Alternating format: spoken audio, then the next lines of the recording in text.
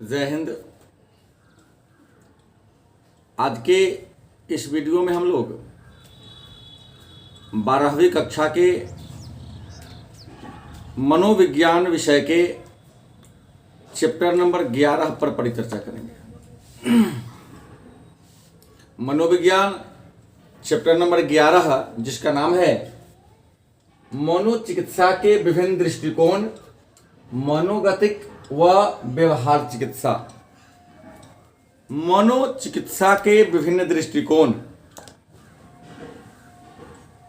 मनोगतिक एवं व्यवहार चिकित्सा। तो सबसे पहले हम लोग जानेंगे मनोचिकित्सा क्या है। मनोचिकित्सा से आप क्या समझते हैं? तो मनोचिकित्सा मनोविज्ञान के अध्ययन की एक शाखा है। मनोचिकित्सा मनोविज्ञान के अध्ययन की जानकारी प्राप्त करने की एक शाखा है, जिसमें मानव के व्यवहार के विकास और मानव के व्यवहार के विकृति के विकास के कारणों को पता लगाकर उसके विकृत व्यवहारों को उपचार किया जाता है। मनोचिकित्सा क्या है? तो साधारण बोलचाल की भाषा में मनोचिकित्सा का मतलब होता है मन का उपचार करना। लेकिन मनोविज्ञान कहता है कि व्यक्ति का व्यवहार विकृत हो जाए तो व्यक्ति के विकृत व्यवहार की जानकारी प्राप्त करके उसके विकास के कारणों का पता लगाकर कि व्यवहार विकृत क्यों हुआ और उसका उपचार करना मनोचिकित्सा कहलाता है। मनोचिकित्सा में उपचार की इच्छा रखने वाले, मतलब रोगी और चिकित्सक के बीच पहले एक संबंध की स्थापना होती है। मनोचिकित्सा में रोगी और चिकित्सक के बीच एक संबंध की स्थापना होती है और संबंध की स्थापना हो जाने के बाद रोगी और चिकित्सक के बीच आत्मीय संबंध की स्थापना हो जाती है। और जब रोगी और चिकित्सक में आत्मीय संबंध की स्थापना हो जाती है तो चिकित्सक रोगी के मनोदशा, रोगी के भाव दशा को जान लेता है और उसके भाव दशा को जानकर उसका उपचार कर देता है। तो मनोचिकित्सा मानसिक रूप से विकृत, मानसिक रूप से रोगी व्यक्तियों के उपचार करने वाली चिकित्सा की एक पद्धति है। और चिकित्सा की इस पद्धति के बारे में जानकारी हमें मनोविज्ञान की मनोचिकित्सा शाखा में किया जाता है। मन में एक प्रश्न होगा, तो मनोचिकित्सा का उद्देश्य क्या है? मनोचिकित्सा का उद्देश्य क्या है, लक्ष्य क्या है? तो आपका उत्तर होगा कि मनोचिकित्सा का मूल उद्देश्य व्यक्ति का जो व्यवहार विकृत हो जाता है, व्यक्ति का जो व्यवहार विकृत हो जाता है, उस विकृत व्यवहार का उपचार करके रोगी को उसके कष्ट से मुक्ति दिलाना है। मनोचिकित्सा का उद्देश्य क्या है? तो आपका उत्तर होगा कि मनोचिकित्सा का उद्देश्य व्यक्ति के व्यवहार में जो परिवर्तन हो जाता है, व्यक्ति के व्यवहार में जो बदलाव आ जाता है, व्यक्ति के बदले हुए व्यवहार को ठीक करना, उपचार करना, ताकि वह अपने आप को पर्यावरण के अनुकूल, पर्यावरण के अनुसार ढाल सके, बदल सके। मतलब व्यक्ति अपने आप को पर्यावरण के अनुकूल बना सके, ढाल सके, यही लक्ष्य है मनोचिकित्सा का। मतलब रोगी को ऐसा बना देना, रोगी के स्वास्थ्य में इस प्रकार से सुधार ला देना, रोगी में जागरूकता पैदा कर देना, संप्रेषण की भावना का विकास कर देना, विभिन्न प्रकार के कौशलों का विकास कर देना, निर्णय लेने की क्षमता में वृद्धि कर देना, ताकि वह सामान्य व्यक्ति की तरह जीवन जी सके। यही मनोचिकित्सा का उद्देश्य है। याद करेंगे कि मनोचिकित्सा का उद्देश्य क्या है। तो मनोचिकित्सा का उद्देश्य क्या है कि जो रोगी होते हैं उसका जो व्यवहार विकृत हो जाता है, और विकृत व्यवहार के कारण वह पर्यावरण के अनुसार, सामाजिक परंपराओं के अनुसार अपने आप को एडजस्ट नहीं कर पाता है, ढाल नहीं पाता है। तो मनोचिकित्सा के द्वारा व्यक्ति अपने जो विकृत व्यवहार हैं उसमें ठीक लाकर सामाजिक परंपराओं के अनुसार अपने आप को ढाल सकता है। रोगी में निर्णय लेने की क्षमता का विकास कर देना, संप्रेषण कौशल का विकास कर देना, सकारात्मक सोच पैदा कर देना, उसके चिंतनशीलता को बढ़ा देना मनोचिकित्सा का मेन लक्ष्य है। 2 नंबर का प्रश्न पूछा जा सकता है। महत्वपूर्ण बात है कि मनोचिकित्सा का लक्ष्य क्या है। तो सेवार्थी में सुधार की भावना जागृत करना, सकारात्मक विकास के आदत में परिवर्तन लाना, आत्म जागरूकता पैदा करना, अंतर्वैयक्तिक संप्रेषण में सुधार करना,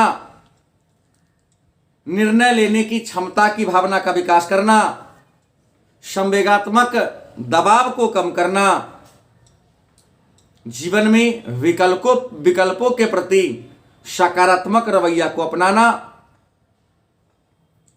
पर्यावरण के अनुकूल व्यवहार को बदल देना और चिंतन मनन करने की क्षमता का विकास करना, ये मनोचिकित्सा का मेन लक्ष्य है। मन में प्रश्न होगा तो मनोचिकित्सा की परिभाषा क्या है। तो मनोचिकित्सा को अनेक सारे मनोवैज्ञानिकों ने अपने अपने तरीके से परिभाषित करने का काम किया है। अनेक विद्वानों ने मनोचिकित्सा को परिभाषित करने का काम किया है। इसमें सबसे पहला परिभाषा फिशर नामक मनोवैज्ञानिक ने दिया, और फिशर ने मनोचिकित्सा की परिभाषा देते हुए कहा कि विभिन्न प्रकार के जो मानसिक विकार हैं, व्यक्ति के अंदर जो विभिन्न प्रकार के मानसिक रोग या विकार हैं, उन विकारों का निराकरण करना मनोचिकित्सा कहलाता है। किशकर नामक मनोवैज्ञानिक ने मनोचिकित्सा की परिभाषा देते हुए लिखा कि मनोचिकित्सा में मनोवैज्ञानिक विधियों द्वारा, मनोचिकित्सा में मनोवैज्ञानिक विधियों के द्वारा व्यक्ति के संवेगात्मक व्यवहार का उपचार कर देना। मनोचिकित्सा में मनोवैज्ञानिक विधियों के द्वारा व्यक्ति के संवेगात्मक व्यवहार और विक्षोभों का उपचार कर देना मनोचिकित्सा कहलाता है। यह विचार किशकर का है। इस तरह परिभाषा से स्पष्ट है कि मनोचिकित्सा में रोगी की जो स्नायु संबंधी विकृति होती हैं, उन स्नायु संबंधी विकृति को ठीक करना मनोचिकित्सा का मुख्य लक्ष्य है। दूसरा, मनोचिकित्सा संबंध की प्रकृति। मनोचिकित्सा संबंध की प्रकृति क्या है, मतलब मनोचिकित्सा की प्रकृति क्या है, मनोचिकित्सा का लक्ष्य क्या है। तो मनोचिकित्सा की कई प्रकृति है। प्रतिरोध, संक्रमण, आत्मीयता संबंध की स्थापना, अंतर्दृष्टि, संवेगात्मक पुनर्शिक्षा तथा सामान्य समायोजन। प्रश्न है कि प्रतिरोध क्या है? तो मनोचिकित्सा में रोगी की सबसे बड़ी समस्या क्या होती है? जो मानसिक रोग से पीड़ित होते हैं उनकी सबसे बड़ी समस्या क्या होती है कि उनकी जो भी इच्छाएं होती हैं वो अचेतन मन से होती है। उनके जीवन में कुछ न घटनाएं घटी है। अचेतन मन वह मन है जिसके बारे में व्यक्ति को कुछ ज्ञान ही नहीं होता है। तो जब व्यक्ति को अपने पूर्व धारणाओं के बारे में, पूर्व विचारों के बारे में कुछ याद नहीं होता है, अचानक कुछ बोलना चाहता है लेकिन बोलते बोलते रुक जाता है, वह कह नहीं पाता है, प्रतिरोध रुकावट हो जाता है, तो चिकित्सक का धर्म है कि उसके साथ अच्छे संबंध की स्थापना करके उसके प्रतिरोध को, मतलब बोलने की क्षमता जो कम हो जाती है, उसको ठीक कर दे। तो पहली प्रक्रिया। दूसरा, संक्रमण। मनोचिकित्सा में जो रोगी होते हैं, जो मानसिक विकार से रोगी व्यक्ति होते हैं, उनके साथ बहुत प्रकार की समस्याएं होती हैं। मानसिक रोग का कारण कई बार घृणा, उपेक्षा, कुंठा, द्वंद्व, इन सब का शिकार व्यक्ति मानसिक रोग से पीड़ित हो सकता है।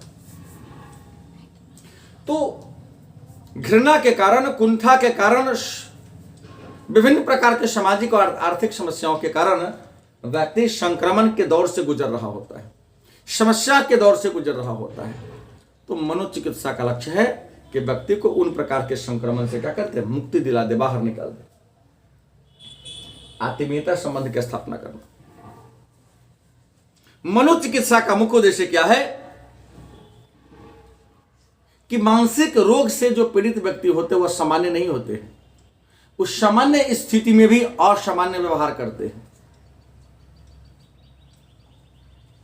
गर्मी में ठंडी महीना का गर्म कपड़ा पहन लेना, गर्मी में गर्म कपड़ा पहनना और ठंडी में बिना वस्त्र के यूं ही घूमना, कष्ट होने पर भी दुख की अनुभूति ना करना, मतलब उसमें आत्मीयता होती है, अंतर्देश होते ही नहीं है, तो उसके अंदर आत्मीय संबंध की स्थापना कैसे होगी, लोगों से उसका जुड़ाव कैसे होगा, इस बातों को जागृति कर देना मनोचिकित्सा की प्रकृति है। अंतर्दृष्टि। मानसिक रोग से जो पीड़ित व्यक्ति होते हैं वह अपने भावनाओं को, अपने परेशानियों को प्रकट करने में असमर्थ होते हैं, लेकिन मनोचिकित्सा के विधि के द्वारा मनोचिकित्सक रोगी में अंतर्दृष्टि, मतलब अपने अंदर को झांकने की भावना का विकास करके रोगी में यह विचार पैदा कर दे, यह सिद्ध कर दे कि वह अपने अंदर की बातों को सबके सामने कह सके, मतलब उसकी जो भावनाएं दब गई हैं उस दमी हुई भावना को बाहर निकाल सके। उसके बाद संवेगात्मक पुनर्शिक्षा तथा सामान्य समायोजन। मानसिक रोग से पीड़ित व्यक्ति में सबसे बड़ी समस्या यह होती है उसमें सब कुछ संवेग होता ही नहीं, मतलब उसे सुख और दुख की अनुभूति नहीं होती। चिकित्सक का कर्तव्य है कि उसके अंदर संवेग की भावना का विकास कर दे। प्रश्न है, तो मनोव्याधिकी के मॉडल कौन कौन हैं? मनोचिकित्सा में रोगी के उपचार करने का प्रमुख मॉडल, प्रमुख विधि कौन कौन है? तो आपको बता दें कि मनोव्याधिकी के 5 मनोवैज्ञानिक मॉडल हैं। इसी 4 मॉडल हैं। इसी 4 मॉडल के द्वारा मानसिक रोग से पीड़ित व्यक्ति का उपचार किया जा सकता है। मतलब मनोव्याधिकी के कौन कौन मॉडल है? तो पहला है मनोगत्यात्मक मॉडल, प्रपंचवादी या संज्ञानात्मक व्यवहार मॉडल, व्यवहारात्मक अथवा सामाजिक शिक्षण मॉडल अस्तित्ववादी अथवा दैहिक मॉडल, विभिन्न प्रकार के, ये 4 मॉडल हैं। ध्यान देंगे, इस चारों में से प्रतिवर्ष एक दीर्घोत्तरीय प्रश्न जरूर पूछा जाता है कि मनोचिकित्सा के मनोगत्यात्मक मॉडल पर प्रकाश डाले, अथवा मनोचिकित्सा के प्रपंचवादी, प्रपंचवादी का ही दूसरा नाम है संज्ञानात्मक अथवा व्यवहारात्मक मॉडल। समझने की बात है, मनोविज्ञान में बच्चे समझ नहीं पाते हैं और परिणाम होता है कि प्रश्न को छोड़कर आ जाते हैं। व्यवहारात्मक अथवा सामाजिक शिक्षण मॉडल, आप व्यवहारात्मक मॉडल पढ़ के गए हैं, वहां सामाजिक शिक्षण मॉडल पूछ देगा, दोनों सेम हैं। अस्तित्ववादी अथवा दैहिक मॉडल, मतलब अस्तित्ववादी को ही हम दैहिक मॉडल के भी नाम से जानते हैं। तो मनोचिकित्सा की ये 4 विधियां हैं। इन चारों विधियों के बारे में हम लोग कल विस्तार से चर्चा करेंगे, लेकिन आज जानेंगे कि इन विभिन्न मॉडल पर, मनोगत्यात्मक मॉडल, प्रपंचवादी मॉडल, व्यवहारात्मक मॉडल और अस्तित्ववादी मॉडल पर जेफ ब्राउन ने क्या विचार दिया। तो जेफ ब्राउन जो आधुनिक काल के एक सुप्रसिद्ध मनोवैज्ञानिक है, इन्होंने मनोव्याधिकी के, मनोचिकित्सा के इन चारों मॉडल पर अपना विचार दिया और कहा कि जब सामान्य परिस्थिति में व्यक्ति सामान्य व्यवहार करे तो उसे हम सामान्य कहेंगे, लेकिन सामान्य परिस्थिति में यदि कोई व्यक्ति असामान्य व्यवहार करे, मतलब सांप को देखकर उससे दूर जाए तो सामान्य व्यक्ति कहलाएगा, लेकिन सांप को देखकर यदि सांप को पकड़ने का प्रयास करे तो उसे हम असामान्य व्यक्ति कहेंगे। जैसे उदाहरण में लिखा है, यदि कोई व्यक्ति अकेला घर में है और घर में कोई उपद्रवी लोग प्रवेश कर जाए, चोर उचाका पहुंच जाए, तो यदि घर में प्रवेश कर जाए तो उससे बचने के लिए कोई प्रयास करे तो ये सामान्य लक्षण हो गया, सामान्य व्यक्ति कहलाएगा। लेकिन उससे बचाव के लिए, सुरक्षा के लिए कोई प्रयास न करे तो ये हो गया असामान्य व्यक्ति। ब्राउन ने जो सामान्य और असामान्य व्यक्ति के बारे में कहा कि सामान्य व्यक्ति वह है जो सामान्य परिस्थिति में सामान्य काम करता है और असामान्य व्यक्ति वह है जो सामान्य परिस्थिति में भी असामान्य काम करता है। तो इन्होंने ऐसा कह के पुरानी विचारधाराओं पर प्रहार किया, क्योंकि पुरानी विचारधारा कहती है कि कोई व्यक्ति पागल हो जाता है, एबनॉर्मल हो जाता है, इसके पीछे कारण है भूत प्रेत, जादू टोना, ईश्वरीय प्रकोप। इन्होंने कहा कि नहीं, यह एक मानसिक विकार है। दूसरा, असामान्य व्यवहार प्राकृतिक कारणों से आता है। ब्राउन ने कहा कि नहीं, दैहिक कारणों से आता है। देह में किसी पोषक तत्व की कमी से भी व्यक्ति एबनॉर्मल हो सकता है। मतलब